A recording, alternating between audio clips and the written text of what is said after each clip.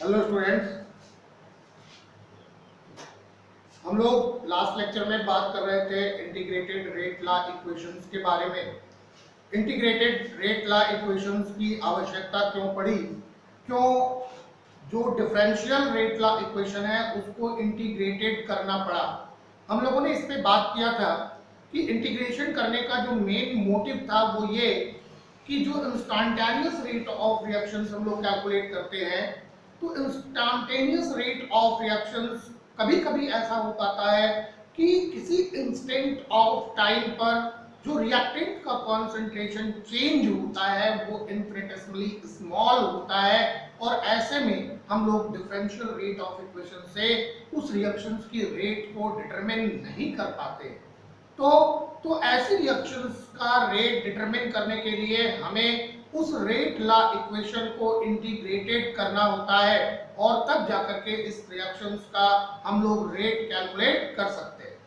तो integrated rate equations के अंतर्गत हम लोगों ने जीरो ऑर्डर रिएक्शंस की काइनेटिक्स पढ़ी थी कि जीरो ऑर्डर रिएक्शंस की जो काइनेटिक्स होती है, जो इंटीग्रेटेड रेट इक्वेशंस होता है, वो कैसे कैलकुलेट किया जाता है। इसके साथ साथ हम लोगों ने देखा था कि जीरो ऑर्डर रिएक्शंस के लिए हाफ लाइफ इक्वेशंस कैसे बनते हैं और हाफ लाइफ हम लोग कैसे कैलकुलेट करते हैं।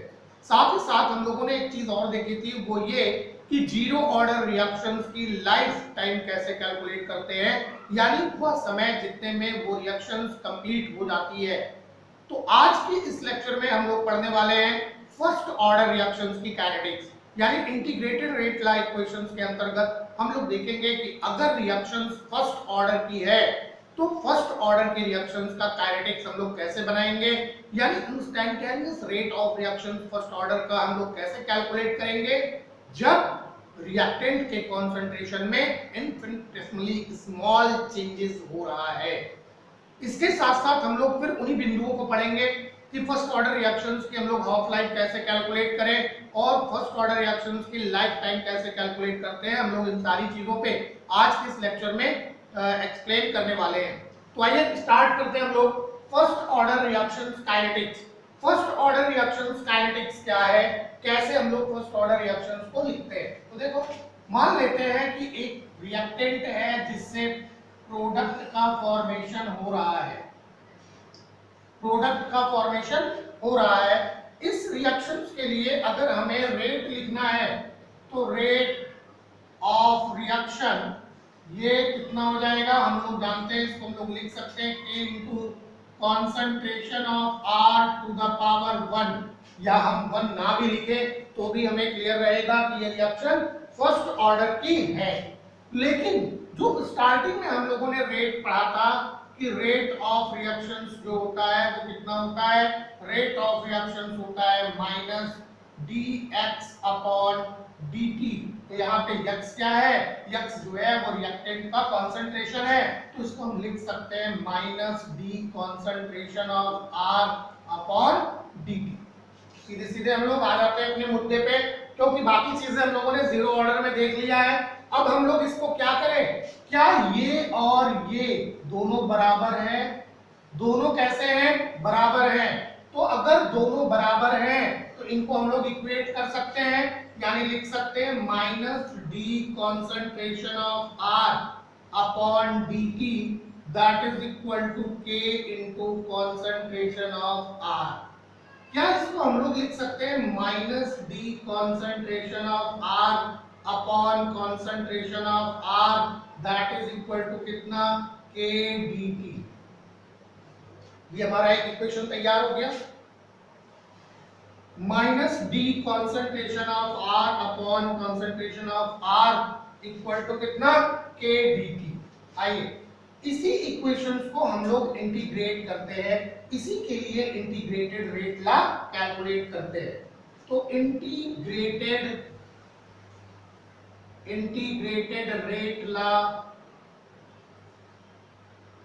क्या करें, इसको हम लोग इंटीग्रेट करें बिल्कुल वैसे ही जैसे कि हम लोगों ने इंटीग्रेट किया था जीरो ऑर्डर में। इसको आप एक और थोड़ा सा मॉडिफिकेशन कर सकते हो, d concentration of R upon concentration of R that is equal to minus k dt इसको हम लोग इस तरह से भी लिख सकते हैं।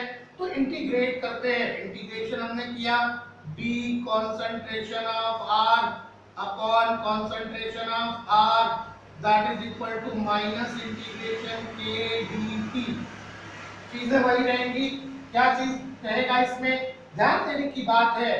क्या चीज ध्यान दें यहाँ पे, सबसे पहली चीज यहाँ पे हम लोग मानते हैं कि जब t इक्वल टू कितना था, when t इक्वल टू 0, तो concentration of r equal to कितना हो जाएगा, कॉन्सेंट्रेशन ऑफ r नॉट। यानी जब समय 0 था, अभी रिएक्शन प्रोसीड नहीं हुई थी, ऐसी कंडीशन में जो रिएक्टेंट का कॉन्सेंट्रेशन था वो उसका इनिशियल कॉन्सेंट्रेशन था। तो r नॉट क्या है, इनिशियल कॉन्सेंट्रेशन का जब टाइम 0 था। जब टाइम t हो गया, जब टाइम t हो गया तो टाइम t हुआ तो concentration of r equal to किसके बराबर हो गया, कॉन्सेंट्रेशन ऑफ r के बराबर हो गया। यानी ये कॉन्सेंट्रेशन ऑफ r क्या चीज है, ये रिएक्टेंट का कॉन्सेंट्रेशन है जो रिएक्शन t टाइम तक होने के बाद बचा हुआ है। यानी जितना रिएक्टेंट कंज्यूम हुआ वो तो खत्म, अभी जो बचा हुआ है उस रिएक्टेंट का कॉन्सेंट्रेशन है ये कॉन्सेंट्रेशन r। तो अब अगर हम लोग देखें इस इंटीग्रेटेड रेट इक्वेशंस को हम लोग इस तरह से लिख सकते हैं, d concentration of r upon concentration of r that is equal to minus k dt। ध्यान देने की बात ये है, माइनस के को आप बाहर भी कर सकते हो क्योंकि कांस्टेंट है, तो ये माइनस के हमने बाहर कर लिया। अभी क्या करना है, ये t के लिए इंटीग्रेशन हो रहा है, तो जब t इक्वल टू 0 था तो r का कॉन्सेंट्रेशन कितना था, r नॉट। जब t इक्वल टू t हुआ तो इसका कॉन्सेंट्रेशन कितना हो गया, r हो गया। जब टाइम जो था वो 0 था तो इनिशियल कॉन्सेंट्रेशन था रिएक्टेंट का, जब टाइम t हुआ तो रिएक्टेंट का फाइनल कॉन्सेंट्रेशन हो गया। अब जरा इसको हम लोग क्या करें, इसको इंटीग्रेट करते हैं, तो dr अपॉन r यानी dx अपॉन x का जो है वो इंटीग्रेशन होता है वो log के टर्म में आता है। तो ये कितना हो जाएगा, ये हो जाएगा log concentration of r, log concentration of r naught to r equal to कितना हो जाएगा, माइनस के t, कहां से कहां तक, 0 से t तक।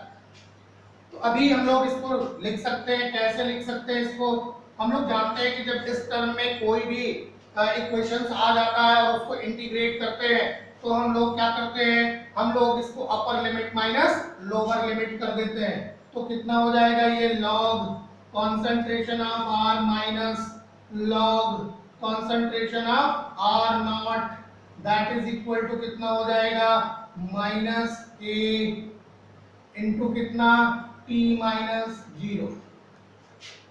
तो मिल गया हमको कितना, log concentration of r minus log concentration of r naught equal to minus kt। ये चीज हमको मिल गया और यही हमारा फर्स्ट ऑर्डर रिएक्शंस का इंटीग्रेटेड रेट इक्वेशन है। ये फर्स्ट ऑर्डर रिएक्शंस का इंटीग्रेटेड रेट इक्वेशन है। इसको हम लोग और सीधा भी कर सकते हैं। देखो ध्यान रहे यहाँ पे ये सभी जो लॉग हैं ये लॉग ई है, यानी नेचुरल लॉग है। ये ध्यान रखने की बात यही है कि यहाँ पे ये लॉग ई के टर्म में दिया हुआ है, ये नेचुरल लॉग है। इसको आप लॉग ई ना लिख करके ln भी लिख सकते हैं। तो ln भी लिख सकते हैं, ln concentration of r minus ln concentration of r naught that is equal to minus kt। इसको यहाँ इस तरह से भी लिखा जा सकता है। अभी इसको थोड़ा सा हम लोग और सीधा कर सकते हैं, कैसे कि log e concentration of r that is equal to कितना, ये हो जाएगा log e concentration of r naught minus कितना kt। ये कर सकते हैं हम लोग इतना। ये क्या चीज है, ये फर्स्ट ऑर्डर रिएक्शंस के इंटीग्रेटेड रेट लॉ इक्वेशंस। तो इतना आप लोग कर लीजिए, फिर इसको हम लोग अभी और ज्यादा एक्सपेंड करेंगे। तो थोड़ा सा और इसको एक्सपेंड करते हैं, तब तक आप लोग इसको नोट कर लीजिए। चलिए थोड़ा सा इसको और एक्सपेंड करते हैं। तो कैसे एक्सपेंड करें, और एक्सपेंड करने के लिए हम लोग देखते हैं यहाँ पे क्या एक्सपेंड करना है? जो log e के टर्म में रखा हुआ है इसको log 10 के टर्म में रखेंगे।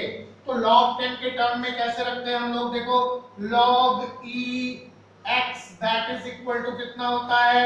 log e x equal to हो जाता है 2.303 log 10x।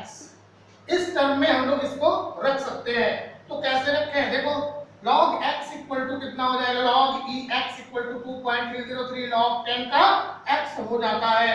तो अब हम लोग इसकी वैल्यू अगर रखें यहाँ पे तो कितना मिल जाएगा? इसकी वैल्यू अगर रखते हैं हम लोग तो हम लोगों को मिल जाएगा 2.303 log 10 concentration of R that is equal to 2.303 log 10 concentration of R naught minus कितना? KT। अब क्या करें? Divide both sides by 2.303। दोनों साइड्स को 2.303 से डिवाइड कर देते हैं तो क्या मिल गया? log 10 concentration of R equal to मिल गया कितना? log 10 concentration of R naught minus KT upon 2.303। ये fully form integrated rate law equation for the first order reaction. यही इंटीग्रेटेड रेट लॉ है किसके लिए? फर्स्ट ऑर्डर रिएक्शंस के लिए। फर्स्ट ऑर्डर रिएक्शंस के लिए ये इंटीग्रेटेड रेट लॉ इक्वेशन है। तो इसको नोट कर लीजिए। फिर अभी एक और फॉर्म इसका हम लोग देखते हैं जिसमें हम लोग डायरेक्ट इसको सॉल्व कर सकते हैं by putting an integration constant. एक इंटीग्रेशन कांस्टेंट को रखते हुए भी हम लोग इसको डायरेक्टली कैलकुलेट कर सकते हैं। तो आइए देख लेते हैं डायरेक्टली कैसे कैलकुलेट कर लेते हैं।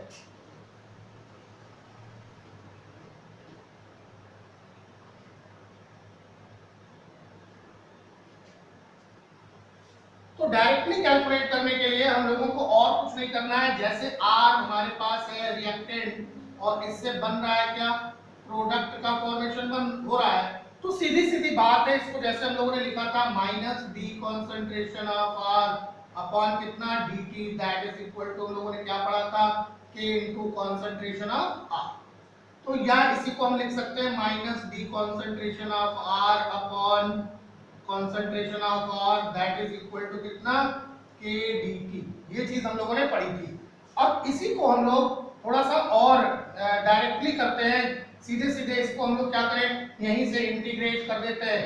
तो यहां से अगर इंटीग्रेट करते हैं तो minus d concentration of R upon concentration of R that is equal to K integrated dt। K integration dt। अभी हम लोग जब इसको खोलेंगे तो डायरेक्टली खोल देते हैं। मतलब डायरेक्टली खोलने का मतलब हमको ये सब लिखने की जरूरत नहीं है कि t इक्वल टू 0 अभी लिखने की जरूरत नहीं है। तो इसको खोले तो ये किसके बराबर हो जाएगा? ये अगर इसको हम लोग खोलते हैं तो ये बराबर हो जाता है minus ln concentration of R minus ln concentration of R that is equal to KT plus I। ये आपका इक्वेशन नंबर 1 है। I क्या है? I इंटीग्रेशन कांस्टेंट है। Integration constant. अब हमें करना क्या है? I की वैल्यू को कैलकुलेट करना है।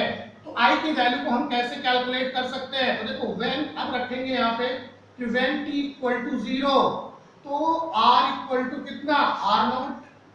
अगर t इक्वल टू 0 है तो R का concentration that is equal to R naught का कॉन्सेंट्रेशन, यानी कि इनिशियल कॉन्सेंट्रेशन होगा जब रिएक्शन स्टार्ट नहीं हुई है। और जब t इक्वल टू t है तो concentration of R that is equal to concentration of R है। तो इसी वैल्यू को हम लोग इक्वेशन नंबर 1 में रखते हैं। तो कितना हो जाएगा? Minus ln concentration of R naught that is equal to K into 0 plus कितना? I। तो I इक्वल टू हमको कितना मिल गया? माइनस लिन कॉन्सेंट्रेशन ऑफ कितना? R naught. इस वैल्यू को हम लोग इक्वेशन नंबर 1 में रखते हैं।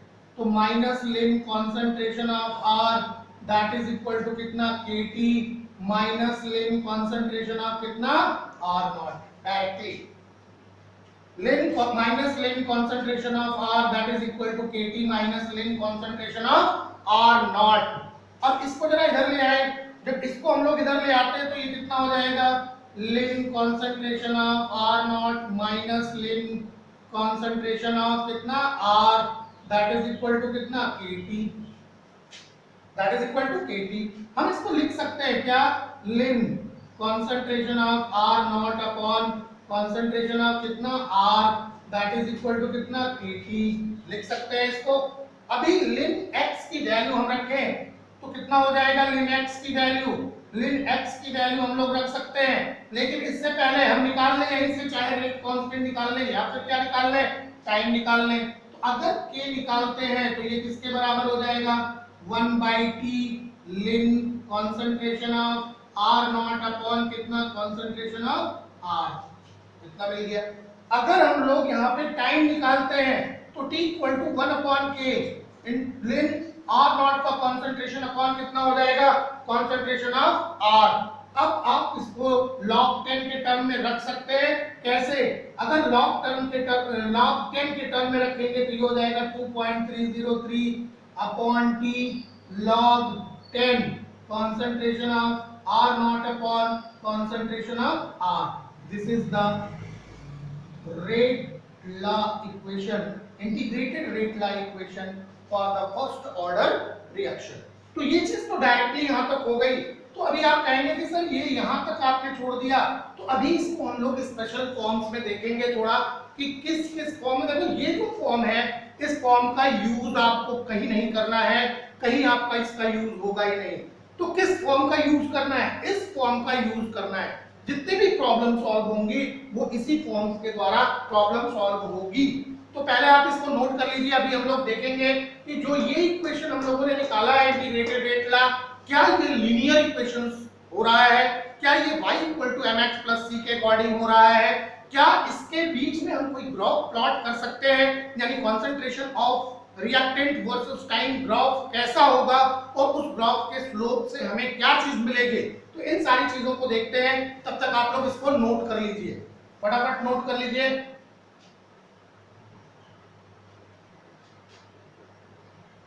तो आइए देखते हैं इसी इक्वेशंस को हम लोग थोड़ा सा और मॉडिफाइड करते हैं। जो हम लोगों ने इंटीग्रेटेड रेट लॉ इक्वेशन निकाला है, इसको थोड़ा सा चेंज करते हैं, इसको फिर से अरेंज करते हैं। कैसे अरेंज करें, देखो log 10 concentration of R that is equal to minus Kt upon 2.303 plus log 10 concentration of R naught रख दिया हमने। क्या ये लीनियर इक्वेशंस के बराबर है, यानी y इक्वल टू जो है वो mx प्लस c के बराबर है या नहीं है। तो दिखाई दे रहा है कि y equal to mx plus c के बराबर है। तो अगर ये y equal to mx plus c के बराबर है, इसका मतलब y एक्सिस हमें क्या बताता है, लॉग कॉन्सेंट्रेशन ऑफ रिएक्टेंट क्या बताएगा। ये हमको y एक्सिस अगर है तो ये x एक्सिस है, तो अभी इस पे हमको क्या मिल जाएगा, ये रिएक्टेंट का कॉन्सेंट्रेशन मिलेगा क्या, log 10 कॉन्सेंट्रेशन ऑफ R। और ये जो एक्सिस होगा x एक्सिस, ये टाइम का एक्सिस है, ये तो कांस्टेंट है, तो ये टाइम का एक्सिस है, तो टाइम का एक्सिस t जो है वो x एक्सिस पर है। अब जरा देखिए यहाँ पे जो हमें c मिल रहा है, ये c पॉजिटिव है, c कैसा है, पॉजिटिव है, जबकि जो t है अगर देखें यहाँ पे तो ये माइनस के फॉर्म में आ रहा है, यानी यहाँ से जो ग्राफ आएगी वो तो स्ट्रेट लाइन आएगी लेकिन डाउनवर्ड होगी।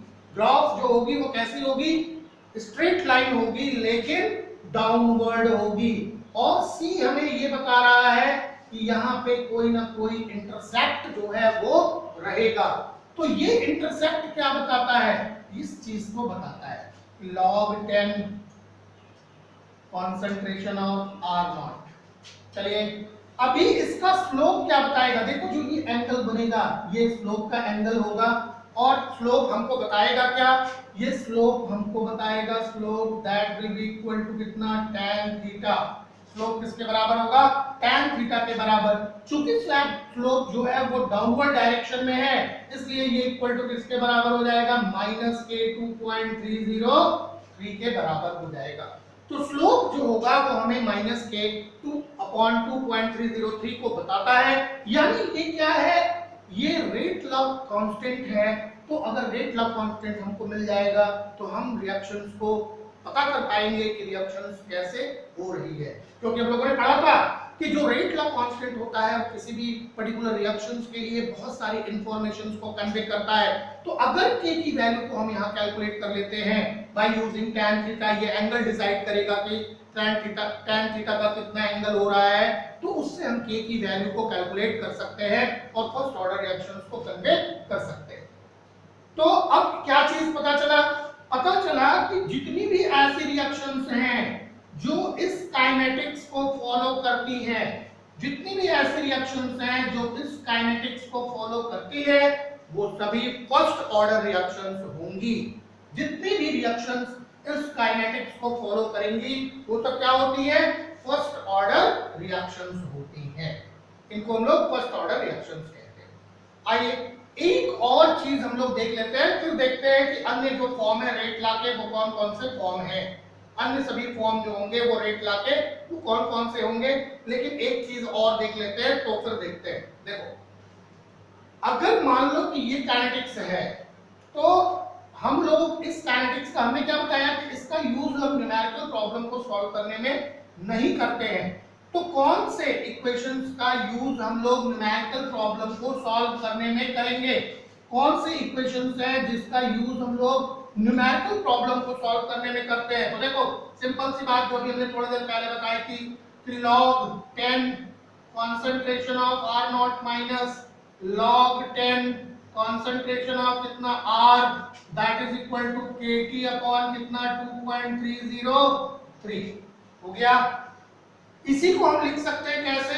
log concentration of R naught upon कितना concentration of R, that is equal to कितना KT upon 2.303। क्या इससे हम t की वैल्यू निकाल सकते हैं? बिल्कुल निकाल सकते हैं। t इक्वल टू कितना हो जाएगा? 2.303 upon k log concentration of R naught upon concentration of R। अब concentration of R naught क्या है? इनिशियल concentration जब t इक्वल टू 0 था, और concentration of R क्या है? Remaining concentration of reactant after time t।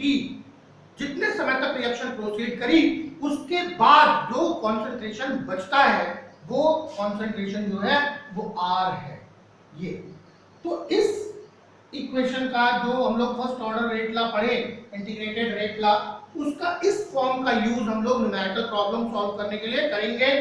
तो याद तो सभी को रखना है, लेकिन मेनली इसको याद रखना है क्योंकि इसी का यूज करेंगे। कैसे करेंगे ये चीज अभी हम लोग देखेंगे, लेकिन अन्य चीजें हम लोग देखें तो एक पहले, इससे पहले हम लोग एक चीज और देख लेते हैं। अभी इसी का एक और फॉर्म देखा जाएगा।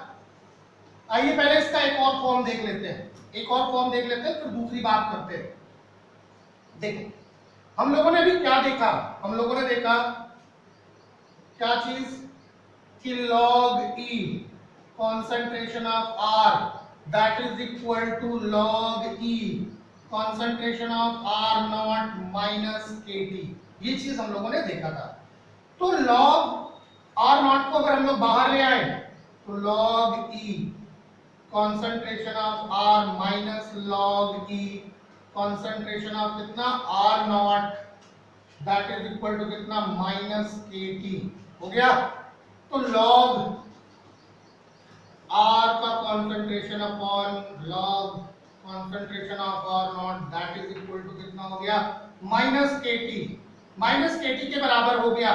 तो concentration of R upon concentration of R naught का concentration that can be also written as e to the power minus KT। इसको हम लोग e to the power, जो कि नेचुरल लॉग बेस है, e to the power minus KT भी रख सकते हैं।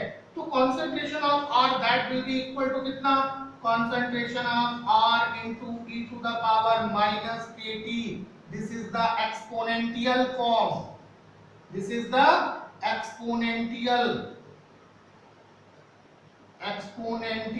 form of first order reaction, first order reaction. ध्यान रहे यहाँ पे जो log E होता है, log E x that is equal to y होता है, तो x इक्वल टू कितना हो जाता है e to the power y, और इसीलिए क्या रख दिया गया हम लोगों ने e to the power minus kt, क्योंकि log E x equal to कितना है y, और ये y यहाँ पे कौन सा है, यही चीज है y, ये log E के टर्म में है। तो log E के टर्म में log E x equal to कितना y है, अगर तो x इक्वल टू कितना हो जाएगा, x इक्वल टू हो जाएगा e to the power y, और y कितना है माइनस kt, तो e टू द पावर कितना हो गया माइनस kt। तो इस तरह से हम लोग इसको एक्सपोनेंशियल फॉर्म में भी रिप्रेजेंट कर सकते हैं। अब जो एक चीज हम लोग छोड़ रहे थे उसको भी हम लोग कर लेते हैं थोड़ा सा। क्या चीज छोड़ रहे थे हम लोग, अगर मान लो कि कोई भी रिएक्शंस में दो डिफरेंट रिएक्टेंट्स हैं जिनके कॉन्सेंट्रेशन डिफरेंट है, जिनका टाइम भी कैसा है डिफरेंट है, अगर रिएक्टेंट दो हैं और डिफरेंट कॉन्सेंट्रेशन से हैं, दो तरह के टाइम्स उसमें यूज हो रहे हैं, लेकिन उन रिएक्शंस का रेट कांस्टेंट सेम होगा, रिएक्शंस का रेट कांस्टेंट क्या होगा, सेम होगा। तो ऐसे रिएक्शंस के लिए हम लोग काइनेटिक्स को कैसे लिखते हैं, तो आइए देख लेते हैं कि if the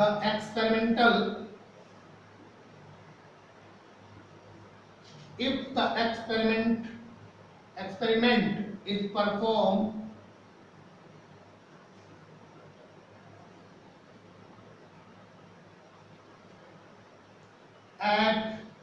if the experiment performed at two different concentrations,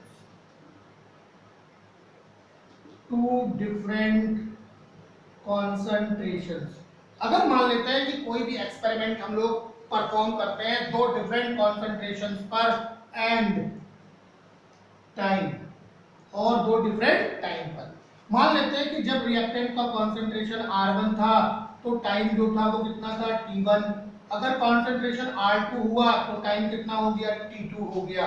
तो ऐसी कंडीशन में हम लोग रेट लॉ इक्वेशंस को कैसे लिखेंगे, यानी इंटीग्रेटेड रेट लॉ इक्वेशन कैसे लिखेंगे, तो कुछ नहीं करना है, जहां पे हमने R लिखा था वहीं पे क्या लिख देना है R1, तो ln concentration of R1 that is equal to कितना हो जाएगा minus K1 T1, minus K1 T1, या फिर खाली K लिखो क्योंकि रेट कांस्टेंट तो चेंज होना नहीं है, तो KT1 plus ln concentration of कितना R0 और ln concentration of R2 that is equal to minus KT2 plus ln concentration of कितना R0।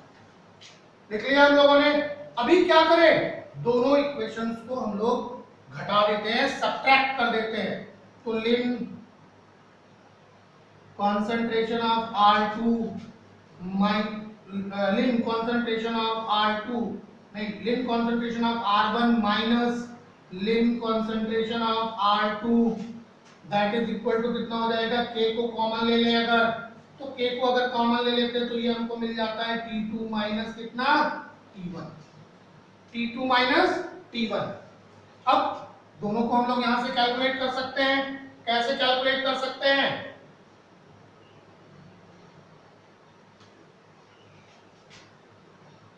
दोनों को कैलकुलेट कर सकते हैं। हम लोग लिख सकते हैं कि ln concentration of R1 upon concentration of R2, ln concentration of R1 upon concentration of R2 that is equal to कितना K into T2 minus T1।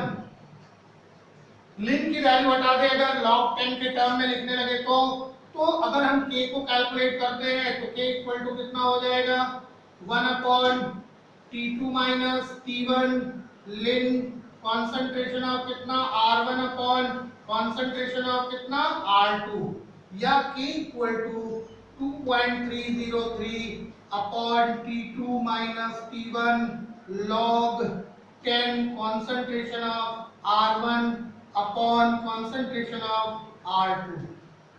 तो अगर कोई भी एक्सपेरिमेंट दो डिफरेंट कॉन्सेंट्रेशन पर और दो डिफरेंट टाइम इंटरवल्स पे कराया जा रहा है तो उस फर्स्ट ऑर्डर की रिएक्शंस के लिए हम लोग क्या कैलकुलेट कर सकते हैं, रेट कांस्टेंट कैलकुलेट कर सकते हैं बाय यूजिंग दिस फार्मूला। इतनी चीजें आप लोग कंप्लीट कर लीजिए। फिर अब हम लोग देखते हैं फर्स्ट ऑर्डर रिएक्शंस की हाफ लाइफ को कैसे डिसाइड करते हैं। अब हम लोगों को केवल इसी इक्वेशंस को लेकर के सारा काम करना है, तो इस इक्वेशंस को याद रखेंगे, इसी का यूज बार बार करना है। तो आइए देखते हैं half life of reaction. Half life of reaction,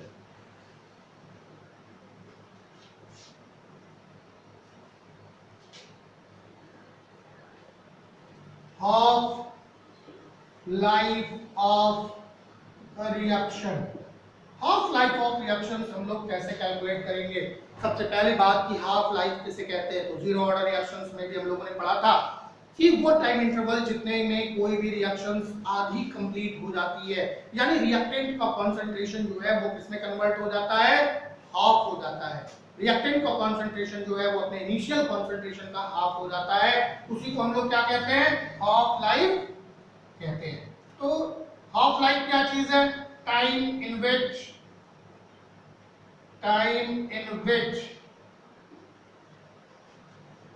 reaction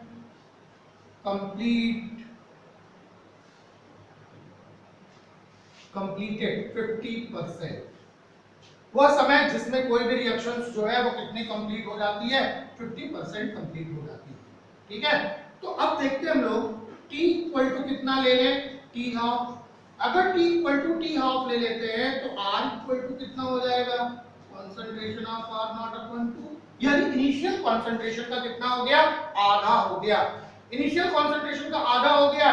तो अब हम लोग इस इक्वेशन को देखते हैं। देखो ये इक्वेशन क्या है, t इक्वल टू 2.303 अपॉन कितना है, k log कंसंट्रेशन ऑफ कितना, concentration of r naught upon concentration of r। आइए t को हम रखते हैं कितना, t हाफ। t को रख दिया हमने कितना, t हाफ। तो t half equal to 2.303 upon कितना हो गया, k हो गया, log कितना, concentration of r naught upon r का कंसंट्रेशन कितना है, r नॉट अपॉन 2 है। तो क्या r नॉट कैंसिल हो गया, हमें t हाफ इक्वल टू कितना मिल गया, t half equal to 2.303 upon कितना, k log कितना 2। अगर इतना मिल गया है तो क्या हम log 2 की वैल्यू रख सकते हैं, t हाफ इक्वल टू कितना 2.303 अपॉन कितना, k log 2 की वैल्यू कितनी होती है, 0.3010। तो अगर हम इसको दोनों को मल्टीप्लाई करें हमको कितना मिल रहा है, 0.693 अपॉन कितना, k। तो t half for the first order reaction that is equal to 0.693 upon k। ये है half life of the first order reaction. इसको हम लोग कहते हैं फर्स्ट ऑर्डर रिएक्शंस की हाफ लाइफ। यानी हाफ लाइफ जो फर्स्ट ऑर्डर रिएक्शंस की होती है वो कितने के बराबर होती है, 0.693 अपॉन k के बराबर होती है। अब जरा हम लोग कंपेयर करते हैं एक चीज, यहाँ पे क्या चीज कंपेयर करते हैं। देखो हम लोगों ने जीरो ऑर्डर रिएक्शंस के लिए पढ़ा था half life, zero order reaction. Zero order reactions के लिए हम लोगों ने हाफ लाइफ क्या पढ़ा था, जीरो ऑर्डर रिएक्शंस के लिए t हाफ हम लोगों ने पढ़ा था concentration of r naught upon 2k। याद आ रहा होगा, लास्ट लेक्चर में हम लोगों ने पढ़ा था जीरो ऑर्डर रिएक्शंस के लिए t हाफ कितना होता है, concentration of r naught upon 2k। इसका मतलब क्या हुआ, concentration of r naught upon 2k का क्या मतलब हुआ, इसका मतलब यह हो गया कि जो इनिशियल कंसंट्रेशन है जीरो ऑर्डर रिएक्शंस के लिए किसी भी रिएक्टेंट के इनिशियल कंसंट्रेशन जो है वो हाफ लाइफ को डिसाइड करता है। ध्यान रहे इस बात का कि जीरो ऑर्डर रिएक्शंस के लिए टी हाफ जो होता है वो रिएक्टेंट के इनिशियल कंसंट्रेशन पर डिपेंड करता है। लेकिन अगर फर्स्ट ऑर्डर रिएक्शंस की बात करें यहाँ पे तो कहीं पर भी R नॉट के कंसंट्रेशन की बात नहीं आ रही है। यानी फर्स्ट ऑर्डर रिएक्शंस के हाफ लाइफ में रिएक्टेंट के इनिशियल कॉन्सेंट्रेशन का कोई रोल नहीं होता है, यानी half life of the first reaction does not depend on the initial concentration of the reactant. Reactant के इनिशियल कॉन्सेंट्रेशन पर इसकी कोई डिपेंडेंस नहीं होती है। तो इस बात को जरूर ध्यान रखिएगा, क्या चीज कि जीरो ऑर्डर की रिएक्शंस जो होती है वो रिएक्टेंट के इनिशियल कॉन्सेंट्रेशन पर डिपेंड होती है, लेकिन फर्स्ट ऑर्डर की रिएक्शंस जो होती है वो रिएक्टेंट के इनिशियल कॉन्सेंट्रेशन पर डिपेंड नहीं करती है। तो ये था half life for the first order reactions. अब हम लोग जो दूसरी चीज देखेंगे, बहुत ही इंपॉर्टेंट चीज है और बहुत ज्यादा प्रॉब्लम्स उसमें क्रिएट होता है, बहुत ज्यादा प्रॉब्लम्स क्रिएट होता है। तो कौन कौन से प्रॉब्लम्स उसमें क्रिएट होते हैं और क्या क्या उसका सॉल्यूशन हो सकता है, इन चीजों के बारे में हम लोग बात करें। कौन सी ऐसी चीज है जो फर्स्ट ऑर्डर काइनेटिक्स में ज्यादा प्रॉब्लम क्रिएट करती है, तो वो है इसका लाइफ टाइम, रिएक्शंस का लाइफ टाइम। क्या लाइफ टाइम कैसे इसको प्रॉब्लम क्रिएट करती है, तो देखो देखते हैं। Life time of first order reaction, first order reactions के लाइफ टाइम की बात करते हैं। तो देखो अब यहां पे देखो t इक्वल टू कितना हो जाएगा, t लाइफ टाइम हो जाएगा। t इक्वल टू कितना, t लाइफ टाइम, तो कंसंट्रेशन ऑफ r कितना होना चाहिए, डेफिनेटली 0, टोटली कंज्यूम हो जाना चाहिए। अगर कोई भी फर्स्ट ऑर्डर की रिएक्शन कंप्लीट हो रही है, कोई भी फर्स्ट ऑर्डर की रिएक्शंस कंप्लीट हो रही है, तो ऐसे में रिएक्टेंट जो होगा, जो रिमेनिंग रिएक्टेंट का कंसंट्रेशन होगा वो कैसा होना चाहिए, 0 होना चाहिए। अब चलो फिर इसका यूज करते हैं। t equal to 2.303 upon k log concentration of r naught upon concentration of कितना r। चलिए भाई तो t लाइफ कर देते हैं इसको। t life equal to 2.303 upon कितना k log 10 कंसंट्रेशन ऑफ कितना r नॉट अपॉन कितना 0। अगर r नॉट अपॉन 0 हो गया, इसका मतलब ये कंसंट्रेशन कैसा हो गया, इन्फिनिटिव हो गया। ये कंसंट्रेशन इन्फिनिटिव हो जाने का मतलब क्या है कि फर्स्ट ऑर्डर की रिएक्शंस जो होती है वो कंप्लीट तो होती है, लेकिन इन्फिनिटिव पे जा करके हमें पता नहीं चलता है कि ये रिएक्शंस क्या कंप्लीट, कैसे कंप्लीट हो रही है। यानी अगर इस चीज को देखते हुए हम ग्राफ प्लॉट करें तो हमें ग्राफ कैसा मिलता है, अगर इस चीज को देखते हुए हम लोग ग्राफ प्लॉट करें तो ये इनिशियल कंसंट्रेशन है, टाइम के साथ साथ ये बढ़ेगा, लेकिन ये कभी भी टाइम एक्सिस को काटता नहीं है, कहीं भी इंटरसेक्ट नहीं करता, ये जाएगा इंफिनिटिव तक, कंप्लीट होगी इंफिनिटिव टाइम पे, पता नहीं है कहां जाके ये मिलेगा, कोई नहीं जानता इसको। तो इस चीज से ये क्लियर हो जाती है कि फर्स्ट ऑर्डर की रिएक्शंस जो होती है ये 100% कंप्लीट नहीं होती है, ये 100% कंप्लीट नहीं होती है, 99.9% तक कंप्लीट हो सकती है, लेकिन 100% कंप्लीट नहीं होती है, क्योंकि इनिशियल कंसंट्रेशन अपॉन 0 जो होता है वो इन्फिनिट तक हो जाता है। तो इसका मतलब ये हुआ कि first order reactions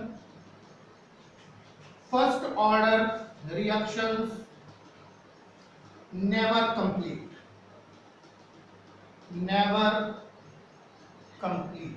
first order reaction जो है वो कभी भी कंप्लीट नहीं होती है। तो इतनी चीजें आप लोग नोट कर लीजिए। अभी हम लोग कुछ और चीजें देखेंगे फर्स्ट ऑर्डर रिएक्शंस के बारे में। हमने आपको पहले बताया था कि बहुत डिटेल चीजें इसको जाननी है, क्योंकि यही आपके सिलेबस में है और यही जो है वो कंपटीशंस के लिए भी जीरो ऑर्डर और फर्स्ट ऑर्डर जो है वो बहुत ही इंपॉर्टेंट होता है। तो और भी कुछ चीजें देखेंगे। क्या चीज देखेंगे हम लोग अब कि ग्राफ के थ्रू हम लोग कैसे जाने, या किसी भी फर्स्ट ऑर्डर रिएक्शंस के लिए कितने प्रकार के ग्राफ जो है वो प्लॉट किए जा सकते हैं। तो आइए देखते हैं ग्राफ या graphical representation of first order reactions. Graphical representation of first order reactions.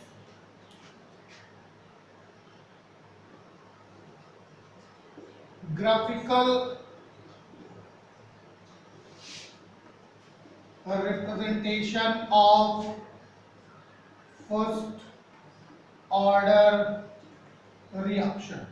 किसी भी फर्स्ट ऑर्डर रिएक्शंस के लिए ग्राफिकल रिप्रेजेंटेशन कैसे करें, तो सबसे पहला ग्राफ प्लॉट करते हैं हम लोग इसके बीच में सबसे पहला ग्राफ प्लॉट करते हैं rate versus concentration of reactant.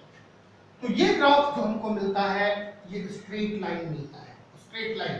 ये जो एंगल बनेगा थीटा, इसी थीटा एंगल से ये जो स्लोप होगा, slope that is equal to tan theta, और यही बताएगा किसके बारे में, k के बारे में। किसके according, R equal to k into concentration of R, यानी rate of reaction equal to कितना, k into concentration of R। आइए एक और ग्राफ प्लॉट करते हैं।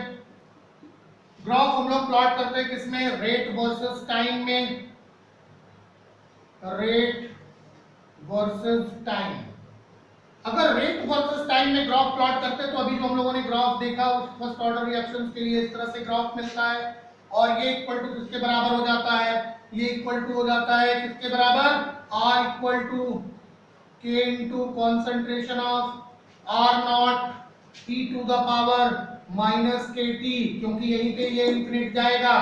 अगर t की पावर कितनी हो जाए, इंफिनिट हो जाए, तो ये इंफिनिट चला जाता है। तो ये हो गया रेट वर्सेस टाइम। एक और ग्राफ प्लॉट करते हैं, एक और ग्राफ प्लॉट करते हैं जो log concentration of R versus time होता है। तो इस ग्राफ को हम लोग पहले भी देख चुके हैं। इस तरह से ये ग्राफ आएगा, यहाँ पे ये एंगल जो होगा वो क्या होगा, थीटा। तो स्लोप किसके बराबर हो जाएगा, स्लोप हो जाएगा -k अपॉन 2.303 के बराबर। ये चीज क्या है, ये है log 10 concentration of R not, यानी इनिशियल कंसंट्रेशन। आइए एक और ग्राफ प्लॉट करते हैं, एक ग्राफ और प्लॉट करते हैं किसमें, log E concentration of R versus time, log E concentration of R versus time.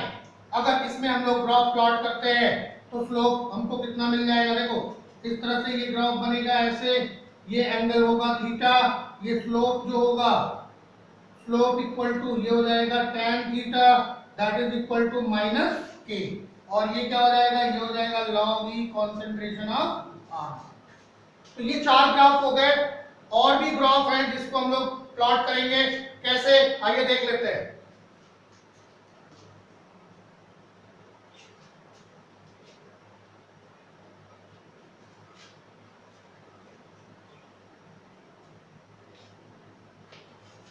चलिए एक और ग्राफ प्लॉट करते हैं।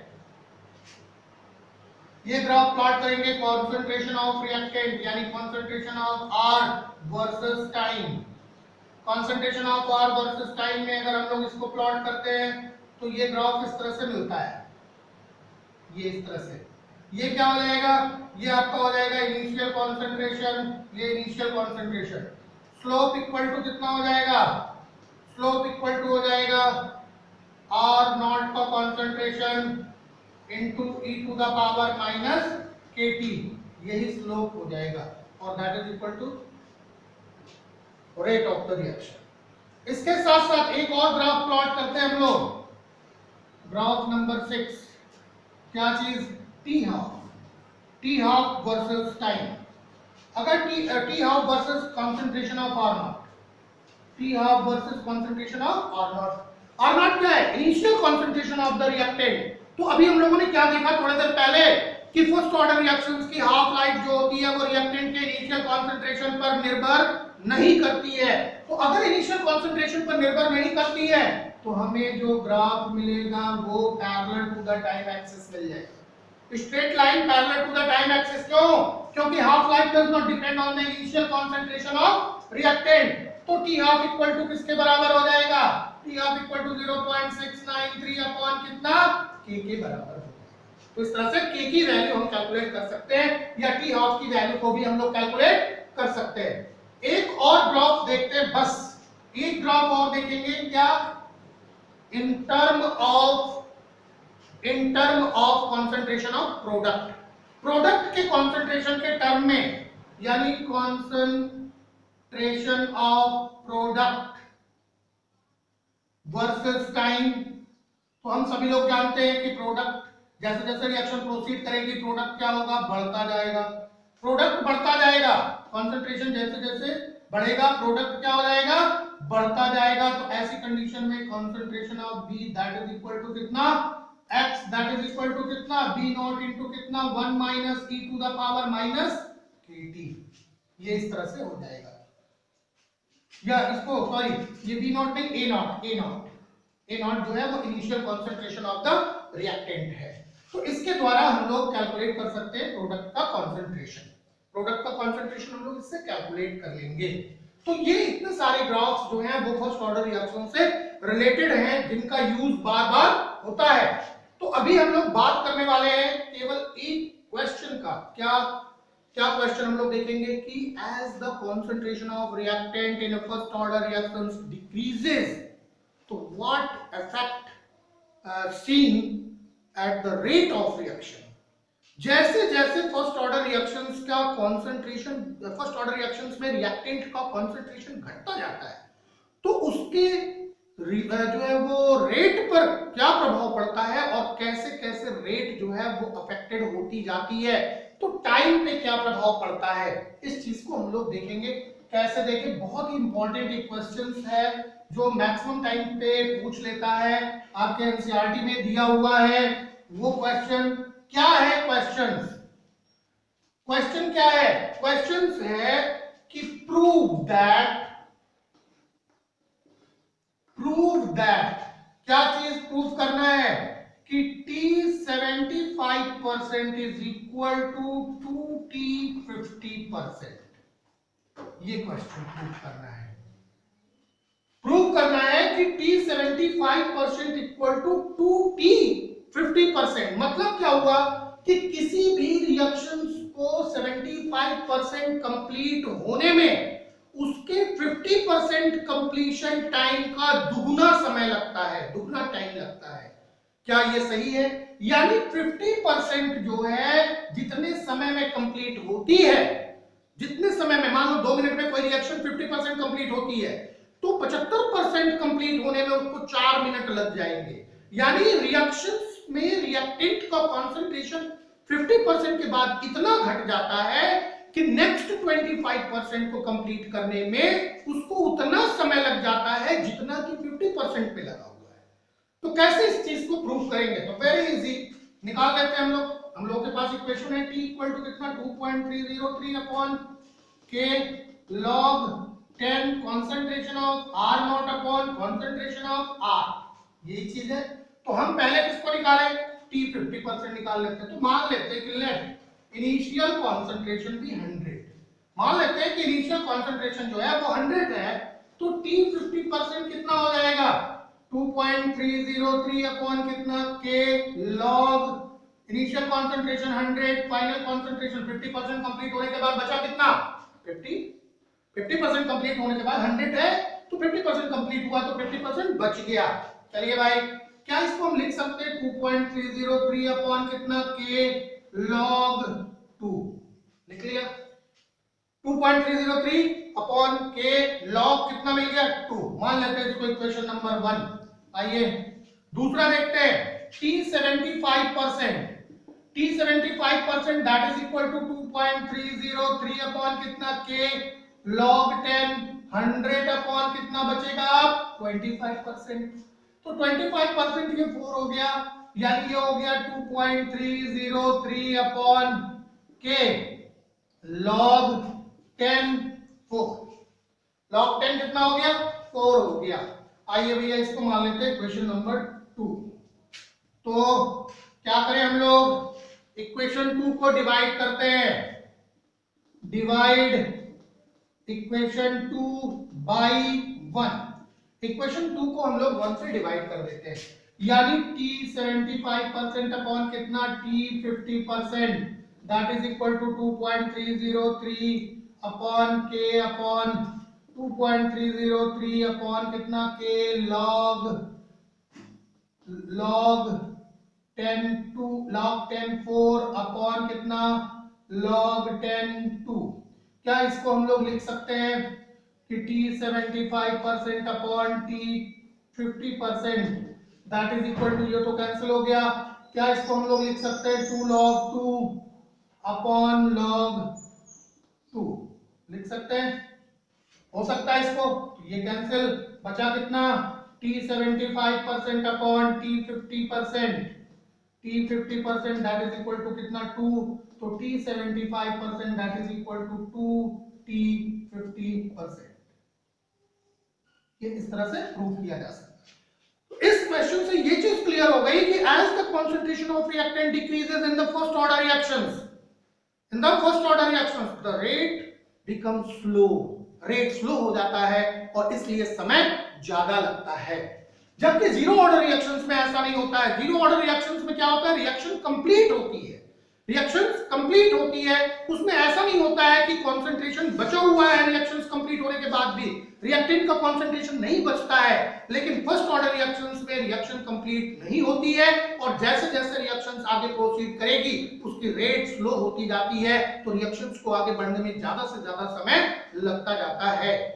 तो स्टूडेंट, आज की इस लेक्चर में ये था फर्स्ट ऑर्डर रिएक्शंस काइनेटिक्स, और फर्स्ट ऑर्डर रिएक्शंस से जितनी भी चीजें रिलेटेड थी वो सारी चीजें आपको बता दी गई।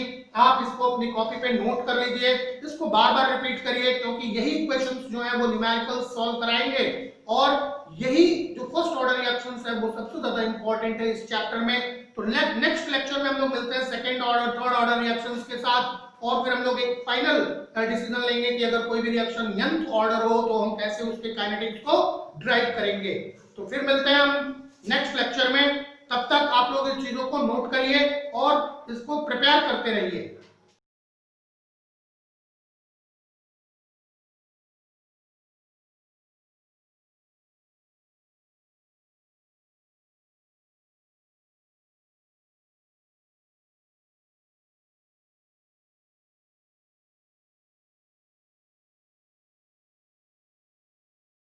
तेरी कूलनेस का स्वैग कहीं लो ना हो जाए, तेरी लाइफ की स्पीड कहीं स्लो ना हो जाए, तेरी कूलनेस का स्वैग कहीं लो ना हो जाए, तेरी लाइफ की स्पीड कहीं स्लो ना हो जाए। जरा ध्यान से सुनो ना फिर बाद में ना रोना,